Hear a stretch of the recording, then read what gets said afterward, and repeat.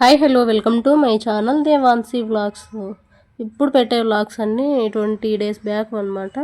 ఇంకా ఎప్పటిలాగే ఉదయం రొటీన్ అయితే స్టార్ట్ అయ్యింది. ఇంకా ఈరోజు మార్నింగ్ బ్రేక్ఫాస్ట్కి వచ్చేసి అక్కడ సర్వా కనిపిస్తుంది. అందులో ఉంటే దోశ పిండి అన్న ఉంటుంది, లేదంటే ఇడ్లీ పిండి అన్న ఉంటుంది. నాకు తెలిసి ఇడ్లీనే అనుకుంటున్నాను. చాలా రోజులైంది కాబట్టి వ్లాగ్ తీసి గుర్తు లేదనమాట, మర్చిపోయాను. ఇంకా అలాగే మధ్యాహ్నానికి వచ్చేసి ఈరోజు గోంగూర రొట్టె పచ్చడి చేద్దామనేసి కొంచెం మెంతి కూర, కొత్తిమీర, గోంగూర అన్నీ కడుగుదామని గిన్నెలో వాటర్ పట్టి ఇవన్నీ ఆకుకూరలన్నీ వేస్తున్నాను. గోంగూర పప్పు కంటే మా ఇంట్లో ఈ కారం బాగా తింటారు రొట్టె పచ్చడి కాబట్టి. పప్పు చేస్తే పిల్లలు పెద్దగా తినరు, కానీ పప్పు ఏమో నాకు ఇష్టము, ఈ గోంగూర పచ్చడేమో మా పిల్లలకి ఇష్టము. పప్పు అంటే మా ఆయనకు కూడా ఇష్టమే గోంగూర పప్పు అంటే. గోంగూర పప్పులో కూడా మెంతి కూర వేసుకొని చేసుకున్నామంటే చాలా బాగుంటుంది. కాకపోతే పప్పు కొంచెం గట్టి చేసుకోవాలి, కొంచెం బ్యాల్ చేసుకోవాలి, అప్పుడు టేస్ట్ బాగుంటుంది. ఇంకా గోంగూర సరే ఇంకా పిల్లల్ని అడిగాను అనమాట, మా గోంగూర కారం చేయమా అని చెప్పేస్తే ఇంకా గోంగూర అయితే కడిగి పెట్టేస్తున్నాను. ఇంకా మధ్యాహ్నానికి వంట అయితే ప్రిపేర్ చేస్తున్నాను అనమాట. ఇంకా మా ఆయన కూడా ఈరోజు క్యారియర్ తీసుకెళ్ళలేదు. మామూలుగా ఉదయమే తీసుకెళ్తాలి అని చెప్పేసి ఫాస్ట్గా నేనేమో అన్నీ ప్రిపేర్ చేస్తుంటే, లేదు నేను మధ్యాహ్నం ఇంటికి వస్తా అని చెప్పేశాడు. ఇంకా సర్లే అనేసి అన్నీ కడిగి పక్కన పెట్టేసుకొని మధ్యాహ్నం నిదానంగా అన్నం వండి పచ్చడి అయితే దంచాను.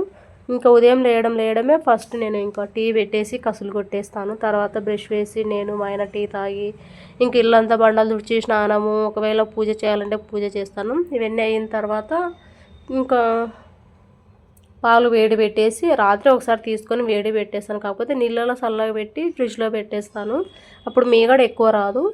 ఇంకా మామూలుగా రూమ్ టెంపరేచర్లో పాలు చల్లగా అయితేనే కొంచెం మనకు మీగడ ఎక్కువ వస్తుంది. నేను మీగడ మొత్తం తీసి స్టోర్ చేసుకుంటాను నెయ్యి కోసం కాబట్టి.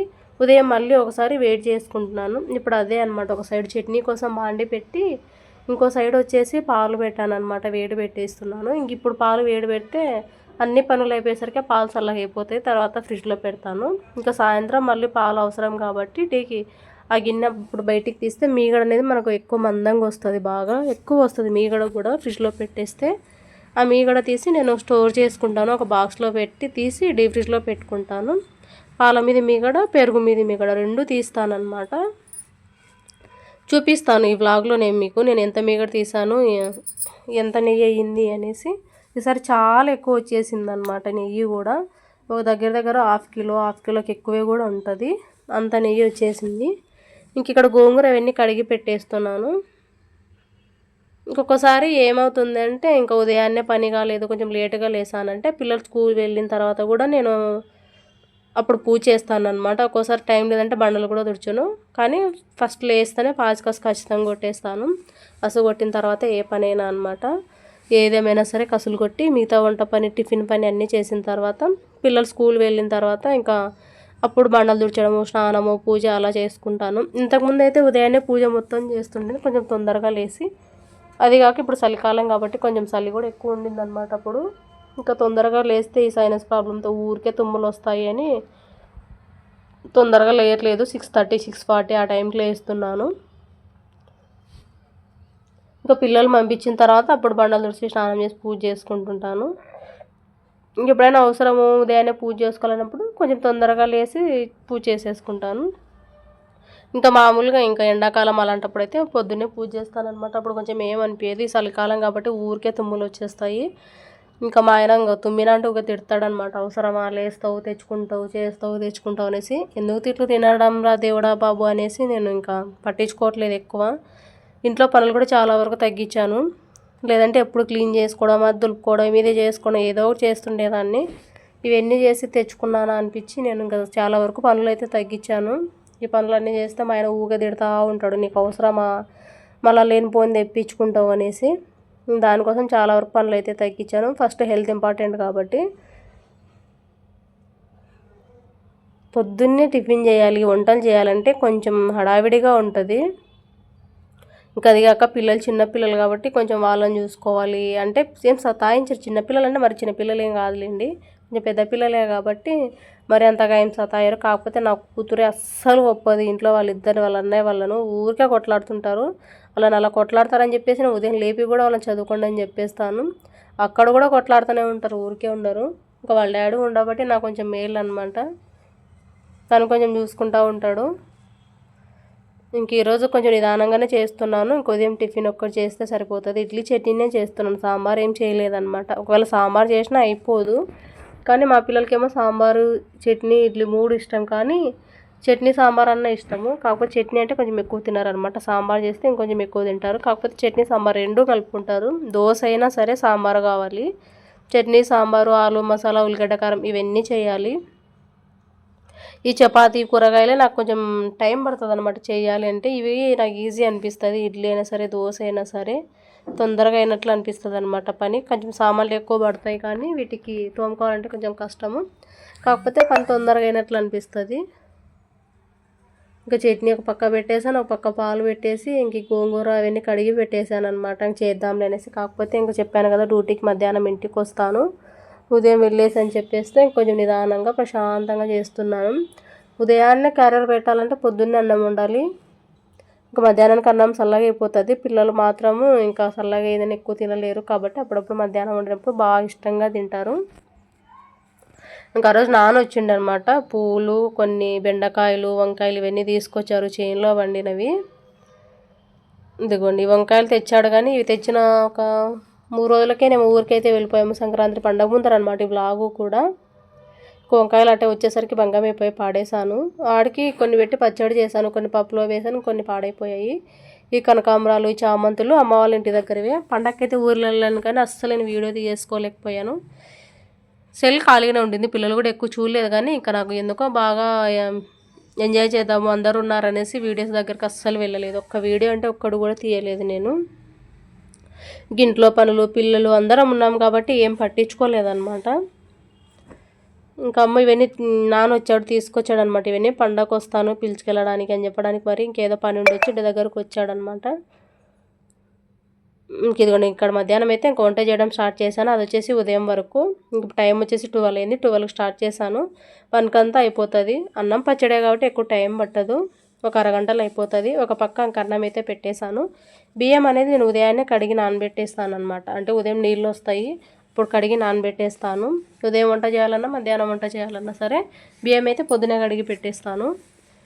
ఇంకా పచ్చడి కోసము గోంగూర పచ్చడి అన్నాను కదా, కొన్ని పల్లీలు అయితే వేయిస్తున్నాను అనమాట. ఎక్కువ వేయట్లేదు, కొన్నే వేసాను. ఇంకా అలాగే సాయంత్రం స్నాక్స్ కోసము మా అమ్మాయి వచ్చేసి అలసందలు నానబెట్టుకొని వెళ్ళిపోయింది. ఫ్రిడ్జ్ డోర్ ఓపెన్ చేసి చూసింది, తనకు ఈ అలసందలు కనపడినాయి అనమాట. మా ఇవి చేయమా సాయంత్రం స్నాక్స్ అనేసి తనే తెచ్చి, సరే ఇంకా గిన్నెలో పోసి ఇన్ని పోయని చెప్పేసి తనే పోసింది. నీళ్ళు పోసి నానబెట్టిపోయింది. నానిపోయాయి చూడండి అప్పుడే. ఇంకా పిల్లలు స్కూల్ నుంచి వచ్చిన తర్వాత ఇవి ఉడకబెట్టి కొంచెం తర్వాత వేసి ఇచ్చేస్తాను, తినేస్తారు. గోంగూర పచ్చడి కోసం నేను ఇక్కడ పచ్చిమిర్చి, ఉల్లిగడ్డ కొంచెము, ఎల్లిపాయలు కొంచెం నూనెలో బాగా మగ్గబెట్టుకున్నాను. అలాగే గోంగూర టమోటా ఇక్కడ 2 మగ్గబెట్టుకున్నాను. కొన్ని పల్లీలు వేసి దంచేస్తాను రోట్లో వేసి. ఎంతైనా సరే రోట్లో దంచుకుంటేనే టేస్ట్ అనమాట. అన్నంలోకి తినే రోటి పచ్చళ్ళు ఏవైనా సరే రోట్లో దంచుకుంటేనే బాగుంటుంది. నేను ఎక్కువ చేసేది ఏది అంటే పచ్చిమిరపకాయల కారం ఒకటి, ఈ గోంగూర కారము, లేదంటే ఉల్లిగడ్డ కారం, ఇవే అన్నంలోకి తింటారు. తర్వాత పల్లి పొడి ఒకటి, ఇంకెక్కువ అంటే ఇవే చేస్తానన్నమాట. ఇంకా మా ఇంట్లో తినేది కూడా ఇవే. కొత్త కొత్త ప్రయోగాలు చేస్తే నా మొహం బట్టి కొడతారు. చేసినదల్లా నేనే తినాల్సి వస్తుంది. నువ్వే చేసుకున్నావు, నువ్వే తినని కూడా అంటారు మా వాళ్ళు. అసలు టేస్ట్ కూడా చూడరు. కొంచెం అంటే కొంచెమన్నా టేస్ట్ చూడంటే కూడా తినరు. కాబట్టి నేను ఏ ప్రయోగం చేయను. ఏదైనా చేస్తే అందరు తింటేనే బాగుంటుంది.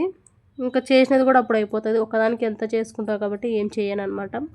నాకేమో ఏదో ఒక కారం ఉంటేనే ముద్ద దిగుతుంది, లేదంటే పప్పు అంటే అసలు ఇంకా అంత ఇంట్రెస్ట్గా తినను అనమాట. ఈ కారం ఉన్నాయి అంటే ఏదో ఒకటి అదొకటి వేసుకొని తిన్నా సరే కడుపు నిండుతుంది.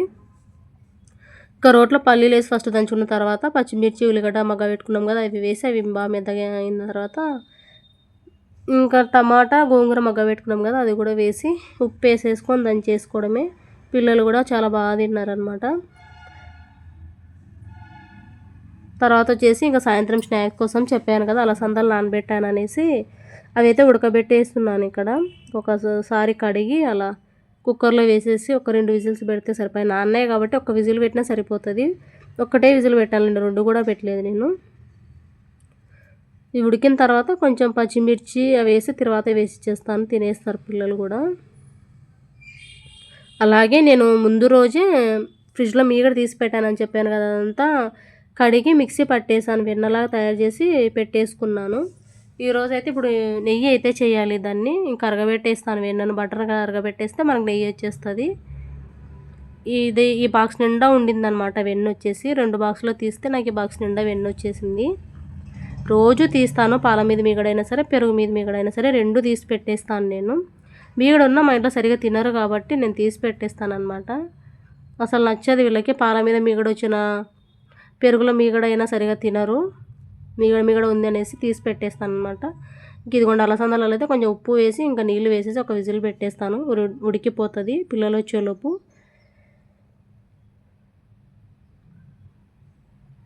ఇంకా ఉదయము పని కొంచెం హడావిడి ఉంటుంది. సాయంత్రం కూడా సేమ్ అనమాట. 6 నుంచి నాకు అలా మొదలైతే ఇంకా దగ్గర ఒకసారి 9-9:30 కూడా అవుతాయి పనులన్నీ అయిపోయేసరికి. వంటను బట్టి ఉంటుందన్నమాట.